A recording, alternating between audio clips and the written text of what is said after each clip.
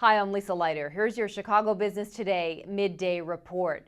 Groupon has certainly been commanding the business headlines this week. Talk continued to swirl about the company memo leaked last Thursday by founder Andrew Mason and whether it will draw scrutiny from the Securities and Exchange Commission as the company's in a so-called quiet period ahead of its planned $750 million initial public offering.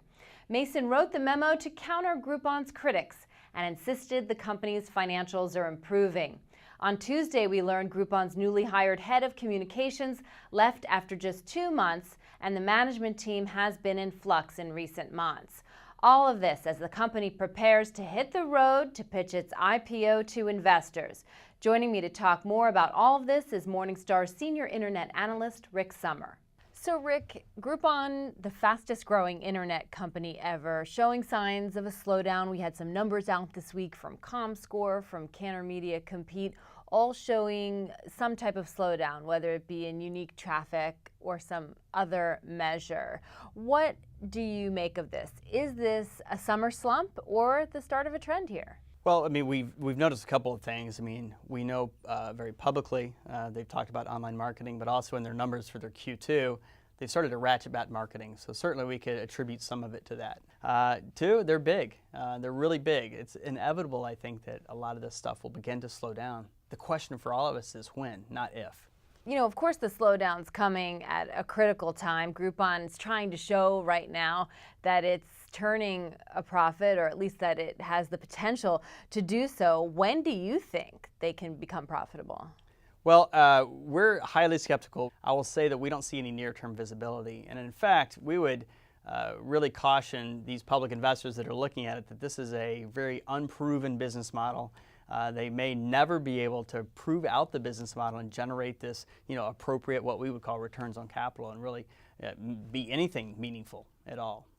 You know, some people have drawn comparisons to other big internet names in the past that were not profitable early on. Amazon, Facebook, that then grew and obviously now are what they are today. Sure. How does Groupon differ from them? Sure, pretty tremendously in a few ways. It's always dangerous to compare yourself to companies, but look at Amazon, right? A big distribution, a big branded experience that we all have, and an incredible scale business at the same time.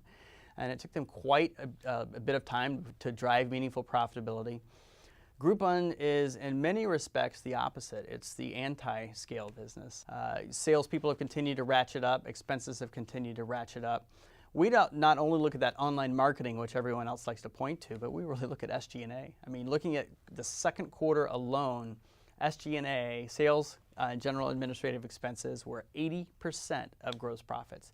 That's tremendous. Tremendous even more if you think that they're going to have to start sharing more of that money with the merchants. So we could have rapidly deteriorating economics from an unprofitable business today. Rick, Groupon has more than 100 million subscribers, more than twice its biggest competitor, Living Social. It's the leader. So what's its biggest threat at this point? I think first they have to be able to prove profitability, being able to scale the business and actually serve all of the merchants and show it's a viable business model, something we hope public companies do, but they haven't done it yet. I think second, there is a competitive dynamic out there. The optimist would say, well, look, we've seen two big competitors in Yelp and Facebook pull back from the daily deal space. But the other side of that coin is a much deeper pocketed competitor in Google's really ratcheted up that competition. Okay, well, the roadshow is starting up this month for Groupon's IPO. What are they going to need to tell investors to win over Wall Street? So I think there's going to be a lot of challenges. We're seeing a degradation in the core economics of the business. We're seeing gross profits per customer decline. We're seeing gross profits per merchant decline. They're going to need to be able to explain that. I think, two, they're obviously going to need to talk about that marketing expense. Is that sustainable? They've been cutting it back and cutting it back. Is that sustainable? But third, what we would hope of what we'll tell our investors is, can they scale the sales expenses? Can they support those merchants in a viable way? That has not been ratcheting down. In fact, that's quite an expensive endeavor.